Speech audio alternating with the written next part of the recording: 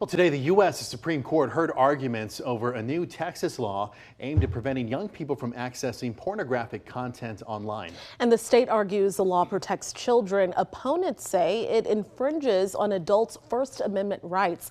The law, passed in 2023, requires users to verify their age. Pornography websites filed a lawsuit to try to stop it, and many blocked access to their sites. So that battle reached the highest court in the land today. And KXAN's Avery Travis joined us now. She listened to those arguments. And Avery, did we get a sense of how the court could rule? Daniel, based on many of the questions that those justices were asking attorneys, they did seem open to having Texas, get to take action on this issue, some kind of action. For example, Justice Barrett, who's a mom of 7 kids, acknowledged how difficult it is for parents to keep up with things like content blocking. Now, still, the court acknowledged that this is a complicated First Amendment issue that has a lot of different implications. Today, the main focus was on the level of what's called judicial scrutiny that should be applied in this case. I know we're getting into some legalese there, so let me break it down for you.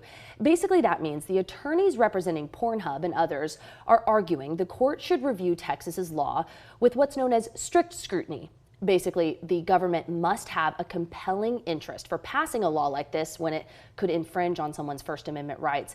And that law must also be narrowly tailored to address the problem. So the industry's attorneys today argued the age verification law that Texas put into place puts an extra burden on the user and doesn't fully address the problem when it comes to kids accessing content like this. The High Court could ultimately actually just send this issue back down to the appeals court for another review, but this time they would ask them to review it under that highest level of scrutiny. Really, it still remains to be seen. We could wait weeks, even months, before the court could rule. But after the arguments today, Attorney General Ken Paxton says no matter what standard is applied, what level of that scrutiny, he says he's not worried about winning this case.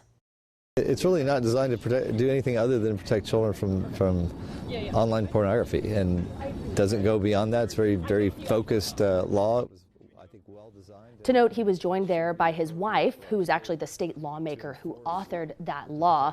And it does seem like a real possibility that the court could kick this case back down to the Fifth Circuit Court of Appeals. So that's something we'll, of course, closely be watching. The implications, though, whatever they decide, could impact about nearly 20 other states that have similar laws.